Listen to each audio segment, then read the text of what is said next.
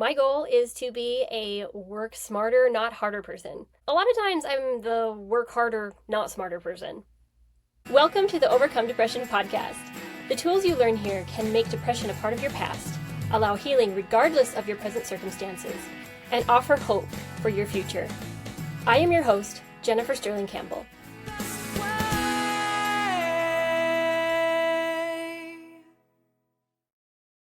An example of one way I tend to be a work harder, not smarter person is when I'll put a bunch of animal feed on my back and carry it laboriously to the animal trough and try to pour it in.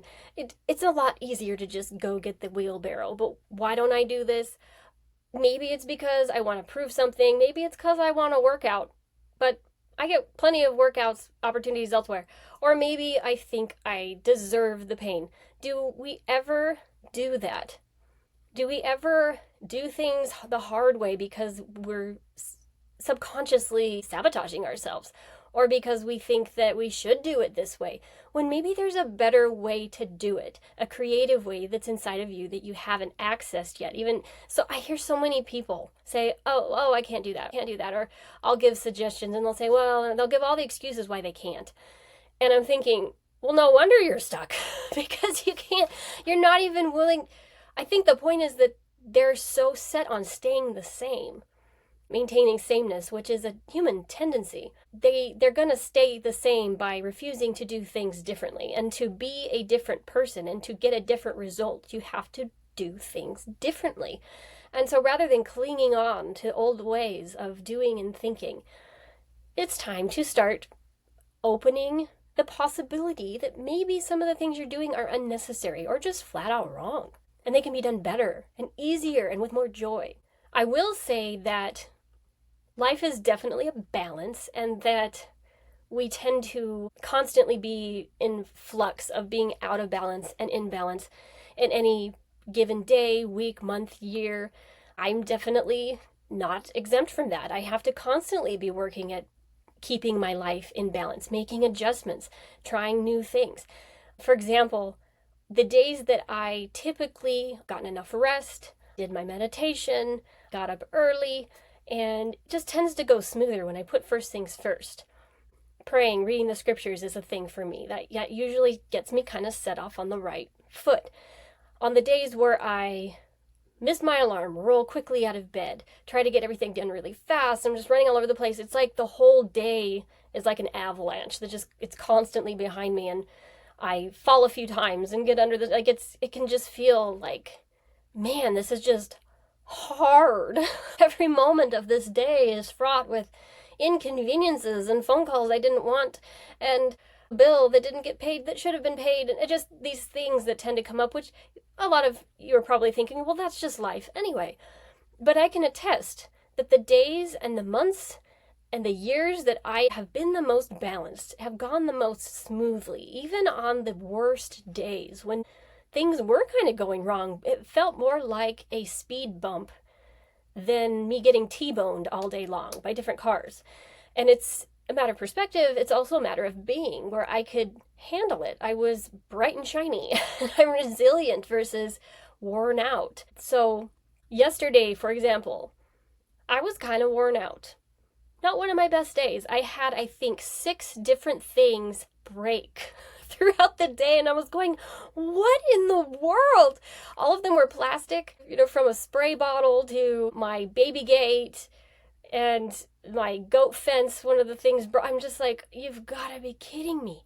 And when I went into the house, I was outside taking care of the goats, noticed this break in the fence. I thought, well, I could probably super glue that could work. Ran in the house to get the super glue.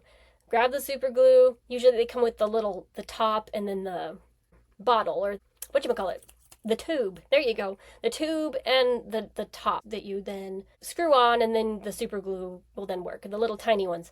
So I ran out to fix this thing, and then I realized when I got out there that I had 2 tops and no tube of super glue. And that's what I mean. It's just the day just kept feeling like I just couldn't get anywhere, and I kept repeating things, and I'd do this and that would fall apart. And yes, there are days like that.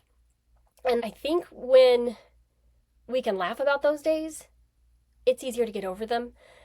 but also important to ask myself, what can I do so that tomorrow or even the next hour can be a little less hard?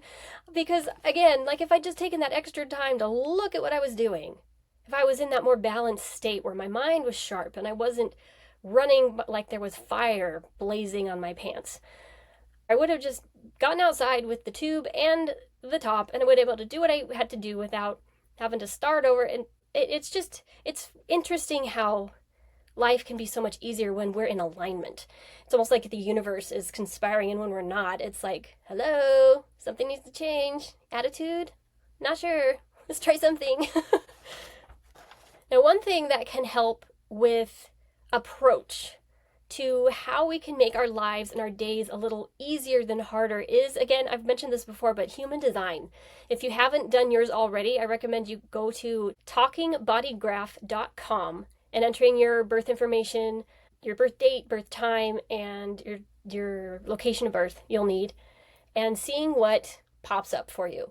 Again, the human design on that particular website, it's going to be the day of birth first, then the month, then the year. So be sure to do that. Then you're going to want to go look at your profile. How do you operate? What is your energy system like? Now, when it comes to being a generator or a manifesting generator, that's about more than 50% of the public.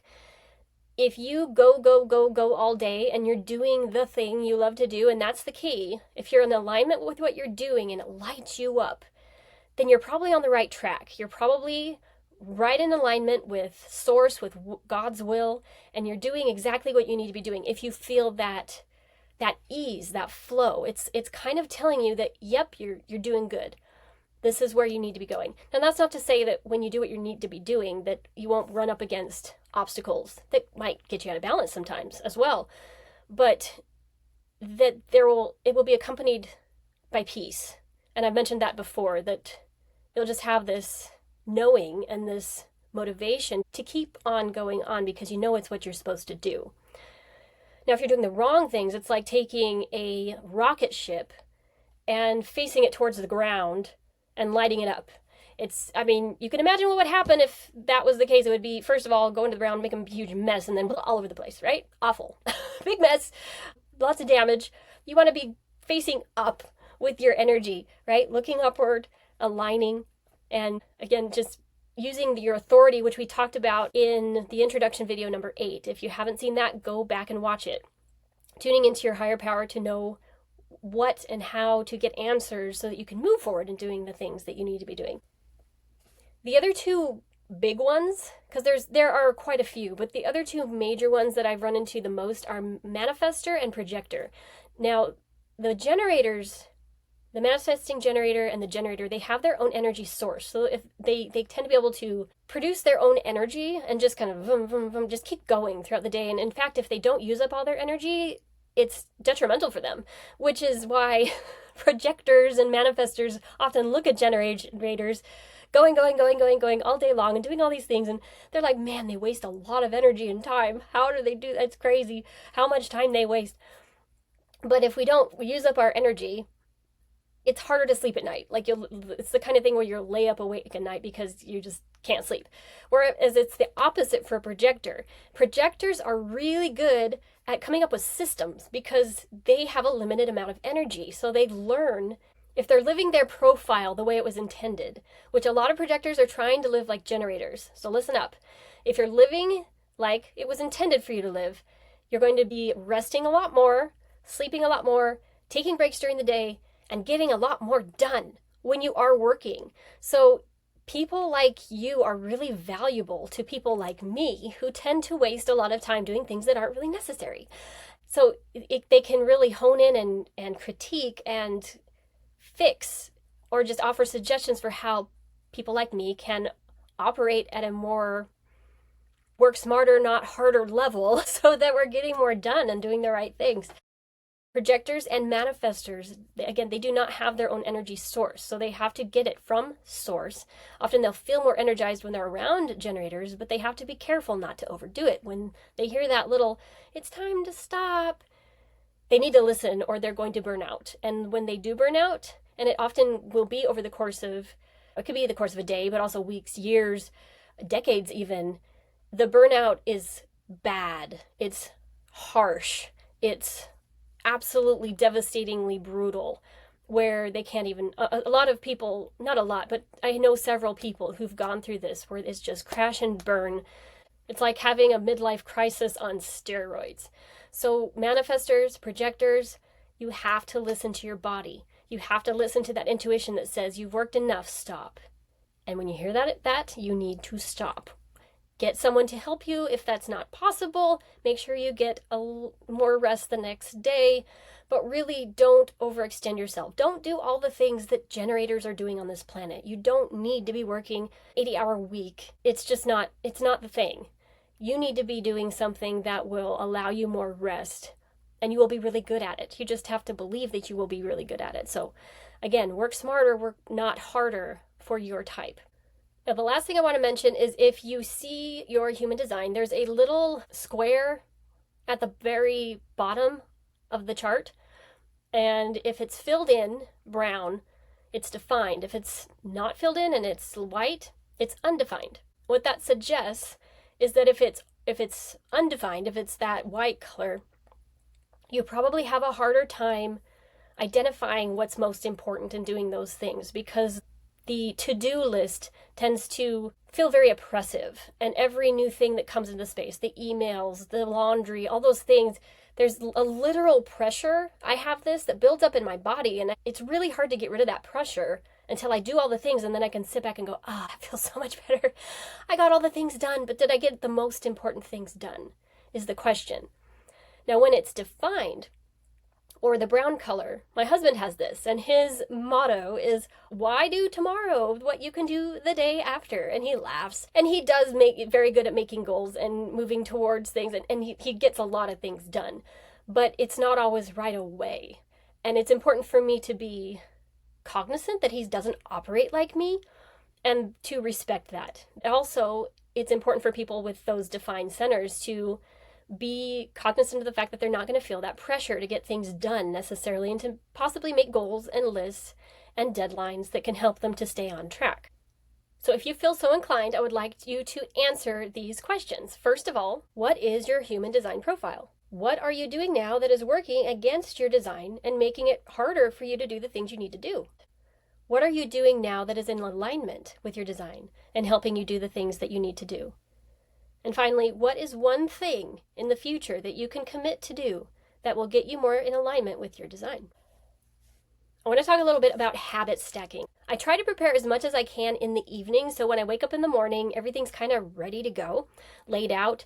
One of these things is supplements. I have a little cup that I put all of my supplements in for me and my children. I also have tea set out, herbal tea that's ready to go, and a supplement of cayenne and a lemon ready for me to squeeze into that cayenne, and I'll drink the cayenne in water.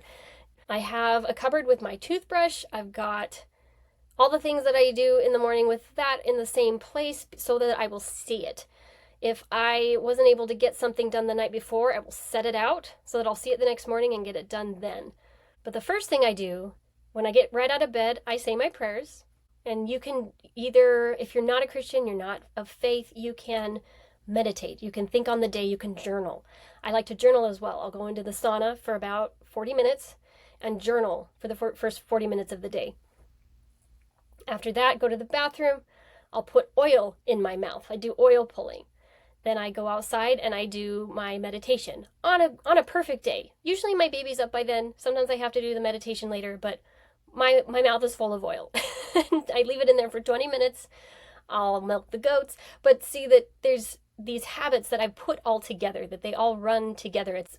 And they're visual. I can see them so that I won't forget any of the things that I'm doing that day or that I want to do. Another way to do this, while some of us might have habits that we want to stop doing so we can do other things instead. For example, TV watching.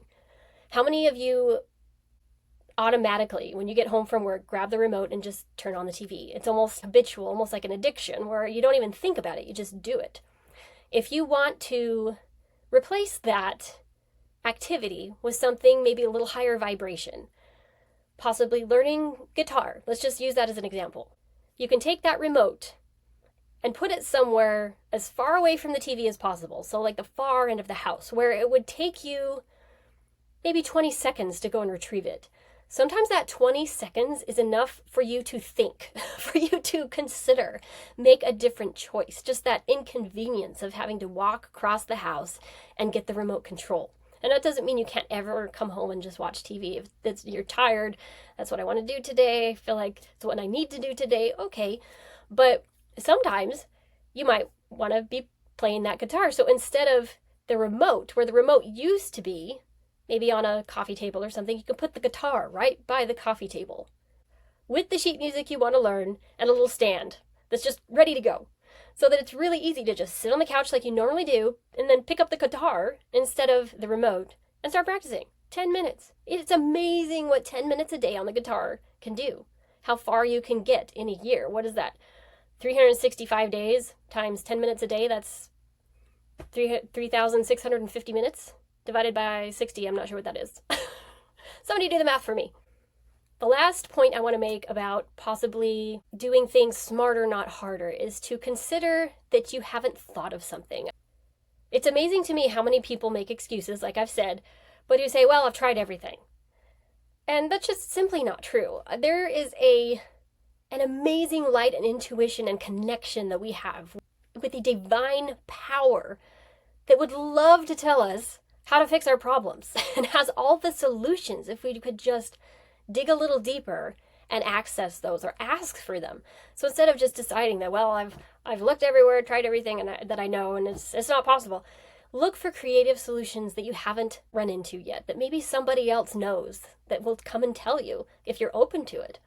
If you're open to that energy, you will attract the people who know how to solve your problem, or it'll just show up in an email or a random book you find at the store. So be open to creative solutions, as well as finding the creative solutions yourself through meditation or just thinking about it, pondering, taking the time to disconnect long enough from media that you have time to think.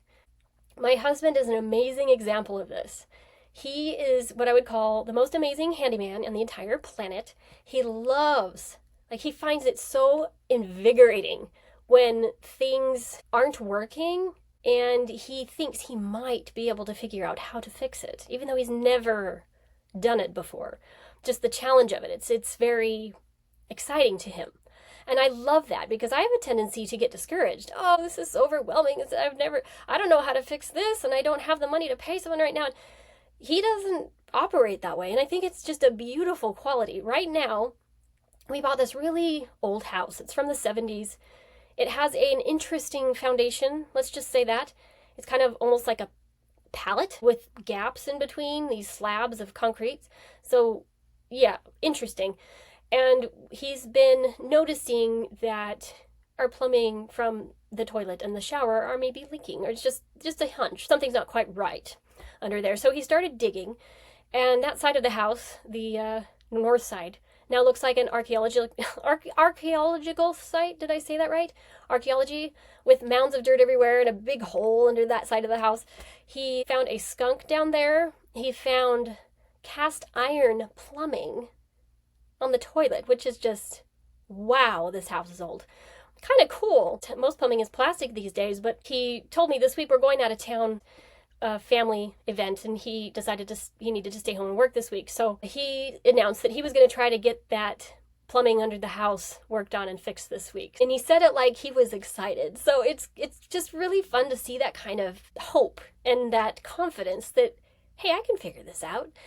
And I will say that over the years, as I have tackled depression and overcome different insecurities in my life and started this podcast. I was terrified to do this years ago. I would not in a million years have shown my face on a camera. And yet here I am doing it. This has taken me a long time to get to this point. And now I have years of examples and tools that I've gathered that have given me the confidence that when really tough things come my way, I can say, yeah, I can figure this out. I can do this. Yeah, no, I've never done this before, but it's going to be fine. And I think if we can approach life with that kind of attitude, how much more joy, how much more excitement, rather than doomsday, dun dun dun, another problem, and looking at it as a challenge and a Sherlock Holmes moment where we can figure out this mystery, or learn this new skill and take it as this beautiful growing opportunity. So I'd like to challenge you to maybe listen to this podcast again and challenge some of these mindsets that are a tendency for those who are depressed, to work out within yourself the possibility that there's more to life and solutions that you haven't discovered yet, and that there is so much hope, an unbelievable amount of hope available to you. I want to leave you with one more story that I'm actually really proud of. It was one of those moments of desperation where I was able to come up with a very creative solution, and it worked, and it was very out of the box. I was driving my Toyota Sienna, and I parked on the side of the road. My son had soccer practice, so he got out of the car to go to soccer practice, and my other son, who was a little older at the time, I want to say he was maybe 9, got out of the car as well just to stretch his legs, and he yells to me, "Mom, your tire, it's leaking." And I realized that as I came into the neighborhood where this park was located for the practice, that I had hit a curb, and that must have been the cause of this leaking of my tire.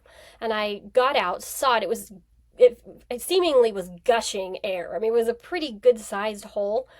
And I started to think to myself, oh no, like, how am I going to get, I don't want to, I did have AAA, so I thought, well, certainly I could call AAA, but I don't want to do that. I'll have to wait, and oh, how inconvenient. And then it occurred to me, I just said a little help to heaven, help me. And I had this thought come to my mind that I had super glue. And I've talked about this already. I love super glue. I carry super glue in my backpack, in my purse. I remembered I had this super glue, this little tiny bottle. So I got in my car as fast as I could and was scrambling through my stuff and found the super glue. And I did get the tube and the top at the same time, put it on, and I put a bunch of glue on this hole. And then I used the tube and just pressed it onto that hole until it dried. And the air stopped coming out of the tire. And it completely sealed it. And I'm going, woohoo! I was so excited that it actually worked. Half of me was like, I don't know if this is going to work, but it's worth a try. And so we were able to drive to a discount tire and get the tire exchanged without really very much hassle at all. It was a good 10-minute drive or more, and it kept that tire filled and just fine for the duration of the road. So again, out-of-the-box solutions, they're usually available. We just have to believe that they are and open our minds up to the possibility instead of despairing before it's really time to despair. It ended up being a really awesome experience. And I even sent the picture of the tire to the super glue company because I wanted to brag about it. And anyway, if you have any stories of your own where you came up with an idea that was really out-of-the-box creative that saved the day, I would love to hear about it. Please leave a comment. I would love to hear about it.